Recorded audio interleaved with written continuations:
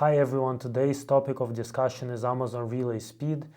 If you're wondering what speed should you choose when using automation tools, this is the right video. We are gonna talk about Amazon Relay limitations, do's and don'ts, different modes, and finally we're gonna show you some of the metrics and testings that you can use on your own in order to figure it out. So if you're ready, let's get started. So let's get into the limitations of Amazon Relay in terms of refresh. So in simple terms, what I mean is that Amazon Relay has a certain limit on how fast you can refresh their page. And this does not only works with the automation tools, it also works with regular Amazon refresh. So you cannot just refresh it too quick at one point. You will see a blank screen or unexpected error message at the bottom, and this is what we're going to talk about right here. Understanding offers a significant advantage over competitors who may overlook them. So you might have competitors that don't understand how speed works and, for example, run the extension too quick, which will give them failed searches and they will not find the loads. And so if you take your time to understand the concept, you're gonna get good results. Let's start with the metrics that we provide. So all of our products, it doesn't matter if it's extension or a web application, right? We all have those two things. So we have the success searches and the failed searches. That's how they look on the extension. On the extension, we have the success searches here. So once you see the successful searches going up, so it means that every successful search is basically a successful refresh. The failed searches is a failed refresh, and if you have a lot of those, most likely you will not find the load. And so they're here, and on Riley you will see them right here, failed searches, success searches, right? So the design of this can change, but just know if the design changes, they will be somewhere, because this just provides transparent metrics to help you make the informed decision and understand Amazon limits. So let's start with the basic concept of what is the unit of measurement for speed. Most people are familiar with the milliseconds, and so that's why we're using milliseconds right here for the refresh rate. And this basically means, so the milliseconds that you choose right here mean how quick you're refreshing the Amazon Relay page. For example, 500 milliseconds, it means that every 500 milliseconds we're refreshing the page. The faster, so if you want to go faster, you're just gonna switch the milliseconds to 400. So less milliseconds means faster, more milliseconds means slower. This is really, really important. Please understand. Some people think that if you using this milliseconds thousands, you're faster than using 100. No, 1000 is slower, meaning every 1000 milliseconds the refresh. You're refreshing every 1000 milliseconds, and for example 300 means you're refreshing every 300. And we're going to the next topic, why refreshing too quickly isn't always better. This is also a big confusion among the users. Some people that come to us, they think, wow, if someone has like 100 milliseconds, or if we can put 1 millisecond if you want, this will not mean that your searches will be effective. Why? So we're going back to the limit question. So if Amazon has a certain limit, right? Currently is, for example, 380 milliseconds in the US. Like if I'm gonna run 100 milliseconds, all of my searches are gonna go into the failed searches, and I'm just not gonna book loads. And that is why we offer those concepts as for successful searches and failed searches. Because, for example, if Amazon tomorrow is gonna change the speed, you're gonna make sure to increase your speed. If they're gonna limit the speed, you're gonna go slower. That is why we offer those ranges. So if we offer 100 milliseconds, it doesn't mean that you gotta run on them. Very important. Of course, we were thinking to limit the users and always give them the exact milliseconds. But again, this is your flexibility, you know. Whenever everything changes, and it does change occasionally, you can be quick to adapt to those changes. Over the years, Amazon speed limits have slowed, and it seems like that will keep going that way, likely to manage the increasing volume of users without overwhelming their own system. What does that mean? So before, when I first started, and some of you also know about this, Amazon allowed to refresh the speed at like 25 milliseconds, 100 milliseconds. It was not limited per company, so you could open multiple tabs and keep running those milliseconds. But unfortunately, at this point of the video, it's not possible. Maybe in the future it will be back again, but the trend right now is that the limits are increasing.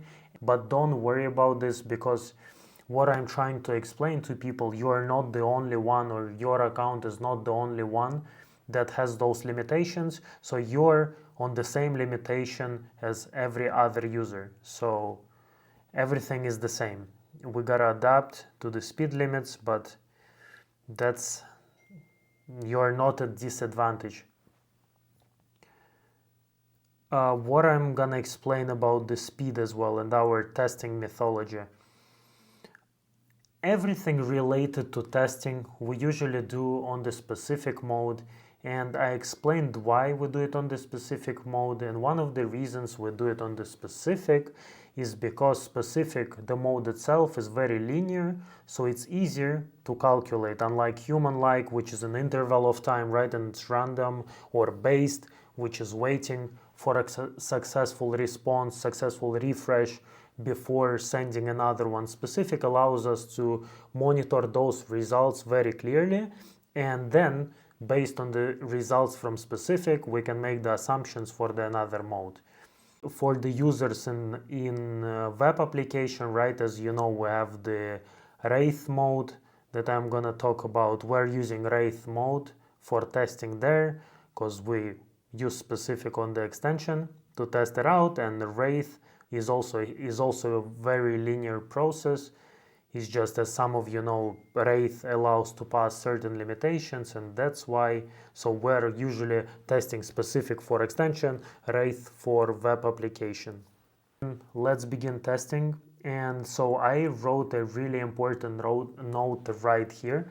To conduct clear tests, ensure no other searches are running, and that your colleagues aren't refreshing the page at the same time, because overlapping searches can lead to inaccurate results because of the fact that Amazon limits the refresh rates per company. So it means how many times we had people, we would give them the correct refresh rate, and they would use this refresh rate, and it would give them failed searches, while their colleague, they had a bigger company, he would work at home, right, and launch the extension as well, or refresh himself, and of course the results will not be clear.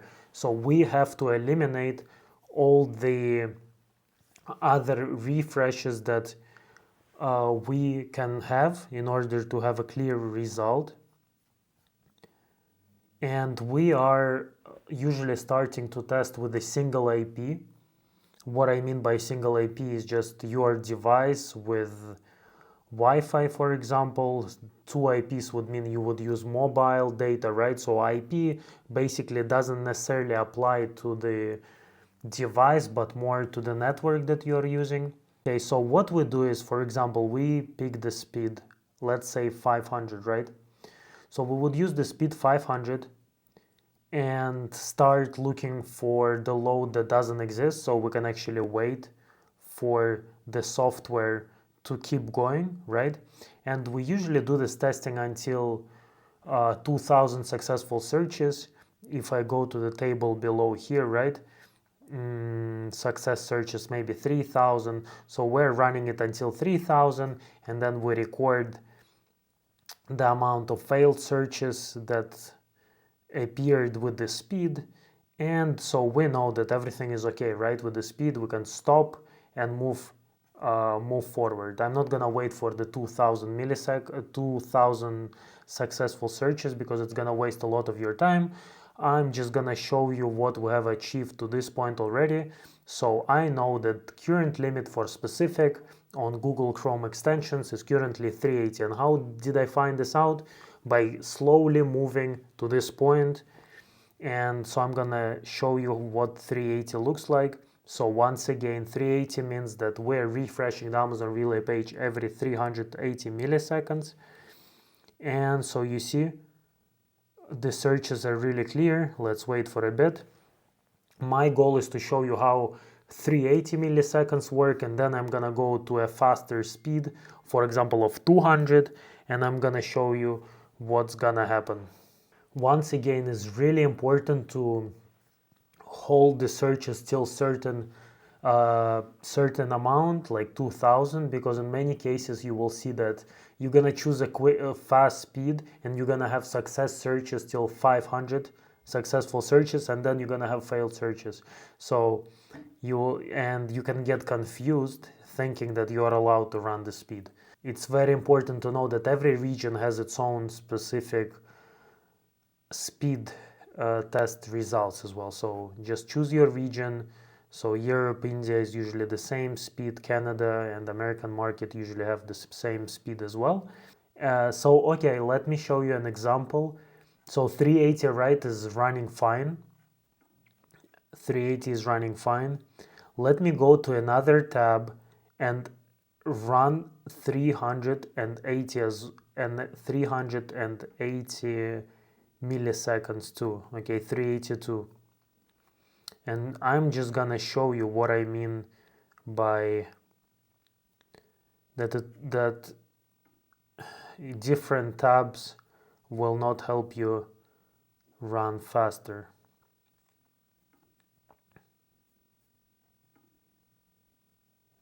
You see?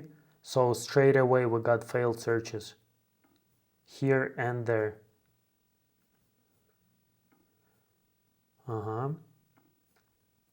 So that's the message you can get if you're running the software or refreshing the page too quick.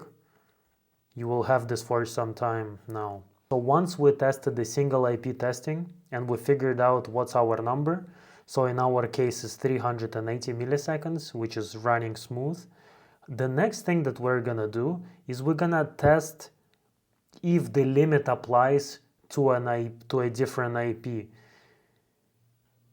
We're gonna replicate the setting with additional IP beginning with 2.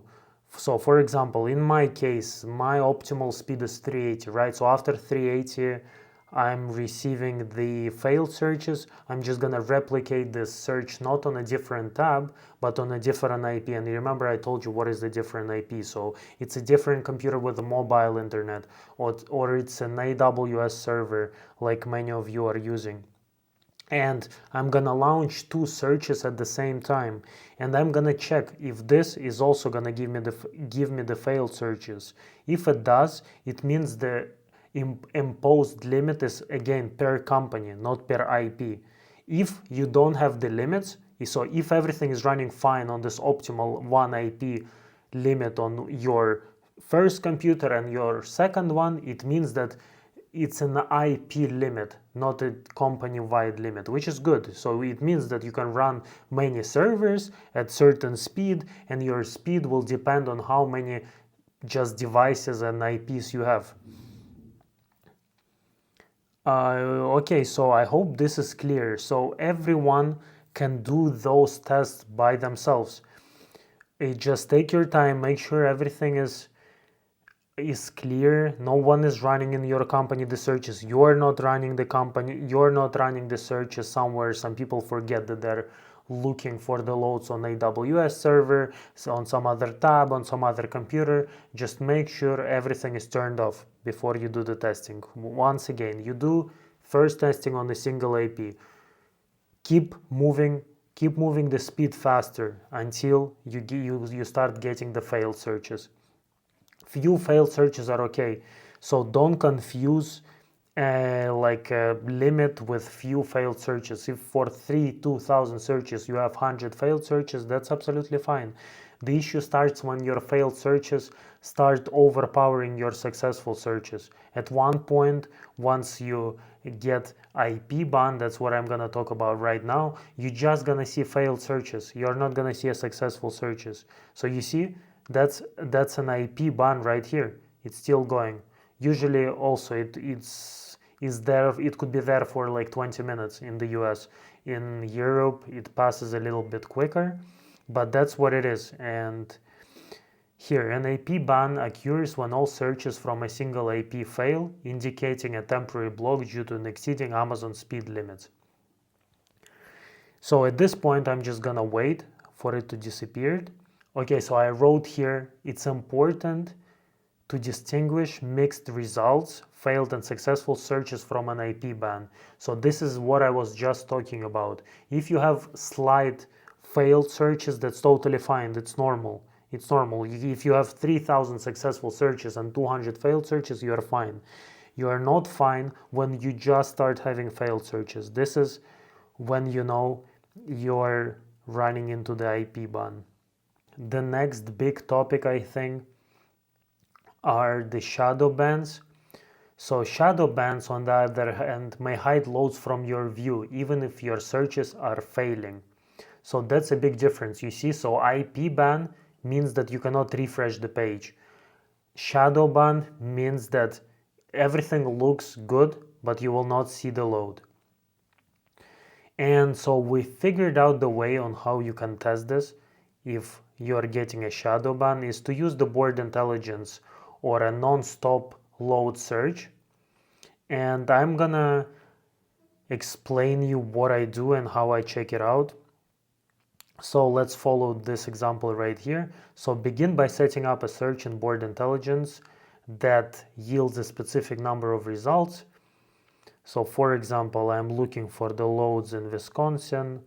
Let me lower the price per mile. Let me do 3, for example. I'm still in the IP ban. Okay, so we're finally out of the IP ban, and we can check this by refreshing the page, and we can see the loads again, unlike the unexpected error. And I'm gonna show you how we can figure out if we have shadow ban or not using the board intelligence.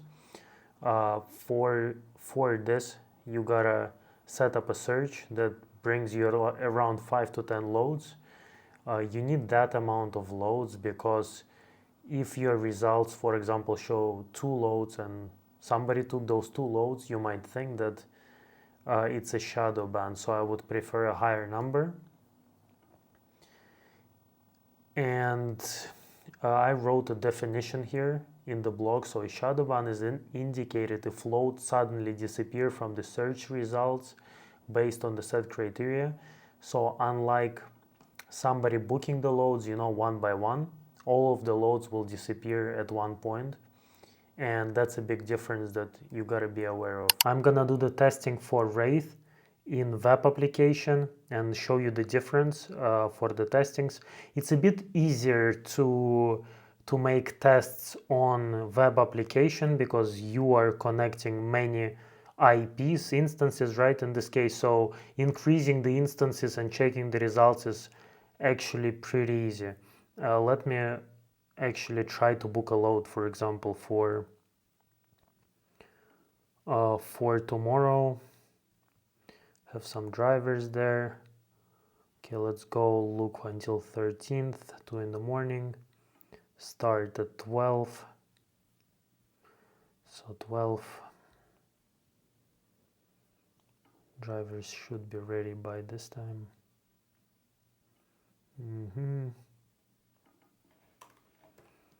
Let's do 5. Drop and hook. Exclude on Amazon. Okay, so because I know the limit for this mode, I'm just gonna start with 600 just to show you how it works, and I'm gonna start with 1 IP. So this means that we're launching 1 IP on that speed, on 600. If we're gonna put 2, it means we're gonna have 2 computers running at the speed of 600, right? So it's just gonna double the speed. Okay, so I got 40 successful searches right now. So the searches will keep going.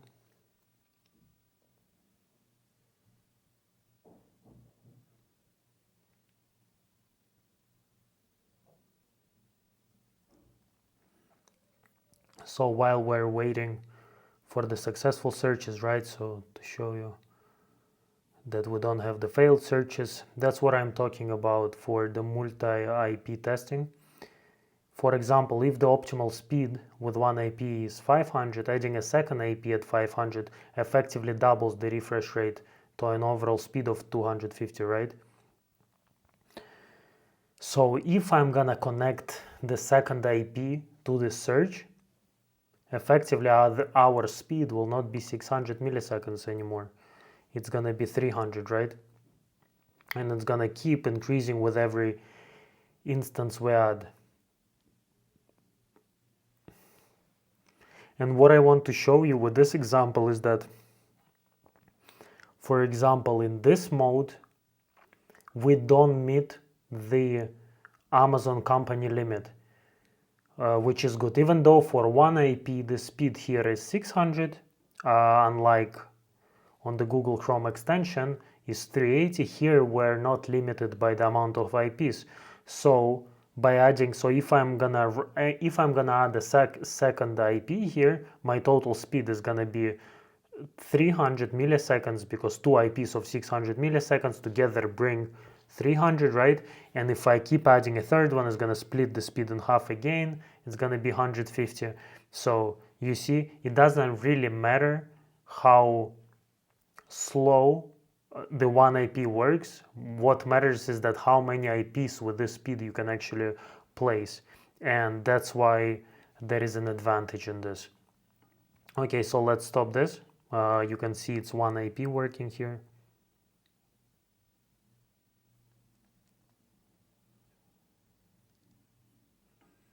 We're gonna go edit. We're gonna increase to 2.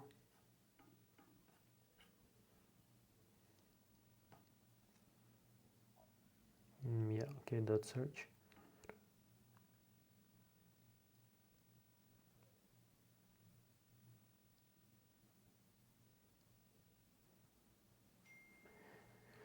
Okay, so we launched 2 IPs at the speed of 600, so it's already faster than the 380 that we used here on the single IP, because two computers launching at 600 equal to 300. I hope that makes sense. Let me just show you what I'm talking about. So there is 1000 milliseconds in a second, and we're gonna divide this number by 380, right? So in 1 second we make 2.6 searches, right, at the speed of 380. Here we have 1000 divided by 600, which gives us 1.6, and because we do it 2 times, so we have 2 IPs, so this times 2 gives us the speed of 3.3 refreshes a second, which is 1000 divided by 3.3 is 300, so it's the same as running 300 milliseconds on a single IP. And because there is no failed searches again, so you see, so we're running right now a total of 300 milliseconds roughly. We're running on successful searches only. We can keep adding the instances to keep running the software faster and faster depending on your needs. Okay, so three servers, and so this is what I'm trying to tell you. It doesn't matter again what number you choose right here, right? So if I'm gonna choose, if I just don't understand how the speed works and I'm just gonna put here 100 milliseconds thinking I'm just gonna be faster than my competitor, due to the limit, the competitor that is even gonna use 700 at this point is gonna beat you because you're gonna be in IP ban. So don't actually rely on those numbers, you know. So don't think that something is working better than the other. Always check yourself. So though these tests are very simple, you can do them by yourself, and I actually recommend trying to do it by yourself. Do it on a single notification, you know. Don't do it on Lightning Autobook, so you're not risking anything. So this blog actually contains everything I said, if you will forget what we did. And at the bottom we have tables, right? So the testing tables that we did, let's walk through them. So first we have a mode, we have the speed that we tested on, we have how many IPs were used. So in this case, right, we used the speed of 350, one IP. Did we receive the IP ban? Yes, we did.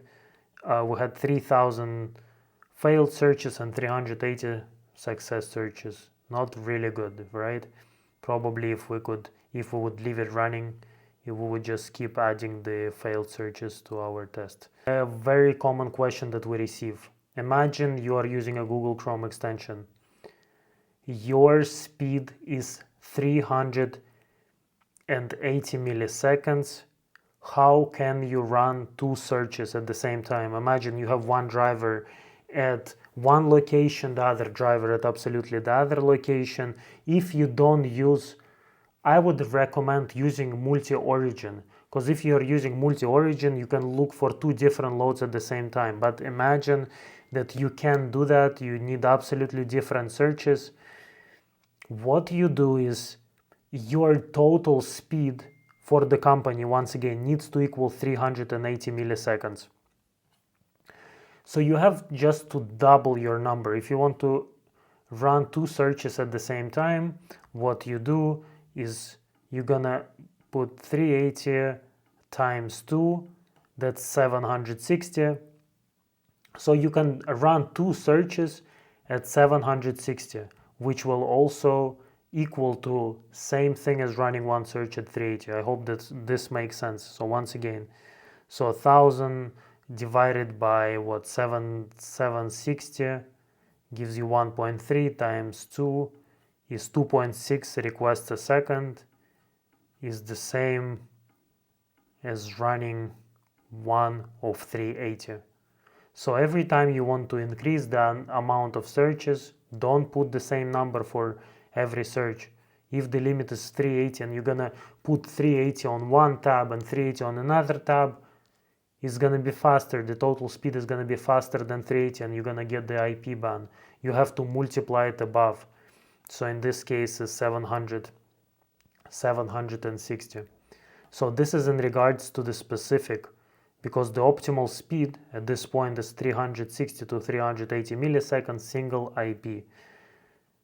Different situation with the Wraith mode, right? So the allowed speed is a bit slower. It's 600 milliseconds, but unlimited instances. So as long as you choose the correct milliseconds and keep adding the IPs, you're gonna run successful searches. Thanks for watching. I just wanted to let you know at the end that knowing how to use the speed is not just a detail, it's a critical part of using the software. So many people blame the software whenever they're missing opportunities or something like this. So take this process seriously, rewatch it if you need to. Like I said, we got the blog where all of this is in writing. The test results are on there. You can always ask our support team to help you out. Just don't hesitate to reach us out. Thank you.